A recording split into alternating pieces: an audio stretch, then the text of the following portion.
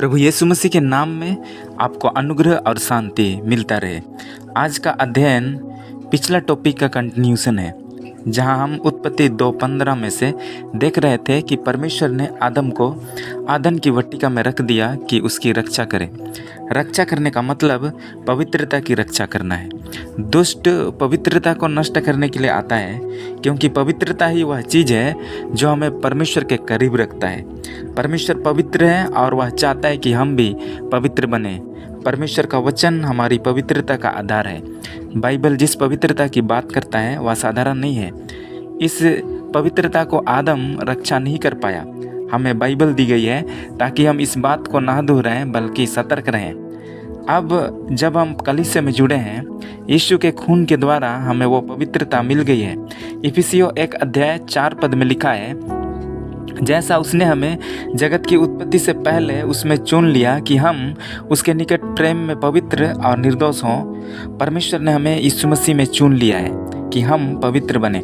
इसके लिए यीशु ने मूल्य चुका लिया है। जब हम कलीसिया में जुड़े हैं जो आदन की वट्टिका के जैसा है, हमें अपने आप को रक्षा करना है, साथ ही कलीसिया का रक्षा करना है। पौलुस ने इफिसियों 5:27 में कलीसिया का एक मॉडल हमें दिया है और उसे एक ऐसी तेजस्वी कलीसिया बनाकर अपने पास खड़ी करे जिसमें ना कलंक, ना झुर्री, ना कोई और ऐसी वस्तु हो, वरन पवित्र और निर्दोष हो। ऊपर के पदों में लिखा है, मसीह कलीसिया का सिर है। कलीसिया साधारण चीज नहीं है। अगर हम यीशु की देह हैं तो हमें उसके जैसा ही पवित्र बनना है। मत्ती 13:24 से आगे यीशु ने जंगली बीज का दृष्टांत बताया। यहाँ इस प्रकार से लिखा है, यीशु ने उन्हें एक और दृष्टांत दिया। स्वर्ग का राज उस मनुष्य के समान है जिसने अपने खेत में अच्छा बीज बोया, पर जब लोग सो रहे थे तो उसका शत्रु आकर गेहूं के बीच जंगली बीज बोकर चला गया। प्रिय मित्र, प्रथम शताब्दी की कलीसिया जो पेंतिकोस्त के दिन पवित्र आत्मा के द्वारा स्थापित किया गया, बिल्कुल पवित्र और निर्दोष थी। जब कलीसिया बढ़ती गई, सताव भी बढ़ा। डोमिशियन, नीरो जैसे राजाओं ने कलीसिया को बहुत सताया। कलीसिया के लोग तितर बितर हुए। मसीह के लिए बहुत सारे लोग शहीद हुए।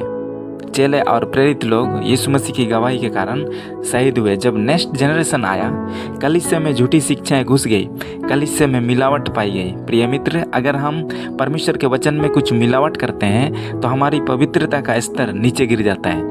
जैसा हमने मत्ती 13:24-25 में पढ़ा, जब लोग सो रहे थे तो शत्रु आकर गेहूं के बीच जंगली बीज को बो दिया। जब लोग सो रहे थे, अर्थात लोग अलर्ट नहीं थे, सतर्क नहीं थे, तब शत्रु जो शैतान है झूठी शिक्षाओं को बो दिया। प्रिय मित्र, हमें बाइबल के वचनों में आना है। परमेश्वर का वचन पूरा प्योर है। उसे अगर हम अपने जीवन में ग्रहण करेंगे या लागू करेंगे तो हमारा जीवन परमेश्वर के स्टैंडर्ड में पवित्र होगा।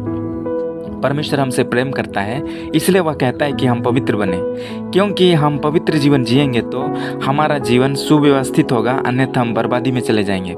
जिस प्रकार आदम को कहा गया था कि वह वाटिका की रक्षा करे, आज हमें भी कलीसिया को शत्रु से और संसारिकता से बचा के रखना है। संसार की चीज़ें कलीसिया में नहीं होना है। पहला यूहन्ना 2:15 में लिखा है, तुम ना तो संसार से और न संसार में की वस्तुओं से प्रेम रखो। यदि कोई संसार से प्रेम रखता है तो उसमें पिता का प्रेम नहीं है। 16 में लिखा है, क्योंकि जो कुछ संसार में है, अर्थात शरीर की अभिलाषा और आंखों की अभिलाषा और जीविका का घमंड, वह पिता की ओर से नहीं परंतु संसार ही की ओर से है। जब पौलुस सुसमाचार का प्रचार किया, कलीसियाओं को स्थापित किया, तो बीच बीच में उसने उन कलीसियाओं का फॉलोअप भी किया ताकि उनकी पवित्रता की रक्षा कर सके। उन्होंने लेटर के माध्यम से कलीसिया को अलर्ट किया। दूसरा कुरिन्थियों 11:2-3 में लिखा है, क्योंकि मैं तुम्हारे विषय में ईश्वरीय धुन लगाए रहता हूँ, इसलिए कि मैंने एक ही पुरुष से तुम्हारी बात लगाई है कि तुम्हें पवित्र कुंवारी के समान मसीह को सौंप दूँ। परंतु मैं डरता हूँ कि जैसे सांप ने अपनी चतुराई से हवा को बहकाया, वैसे तुम्हारे मन उस सिधाई और पवित्रता से जो मसीह के साथ होनी चाहिए कहीं भ्रष्ट ना किया जाए। प्रिय मित्र, पौलुस अपनी सेवकाई में किसी भी बात से नहीं डरा, सिर्फ एक ही बात से वह डरता था कि कलीसिया में अपवित्रता घुस न जाए। जब यीशु मसीह बादलों पर आएगा तो उन्हीं को अपने साथ लेगा जो मन की सिधाई और पवित्रता से जीवन व्यतीत कर रहे हैं। इसलिए अपने मन को, अपने जीवन को व्यर्थ की चीज़ों से हम सुरक्षित रखें और यीशु मसीह के साथ हम जुड़े रहें। परमेश्वर हमें बहुत ऐसे आशीष देने पाए। आमीन।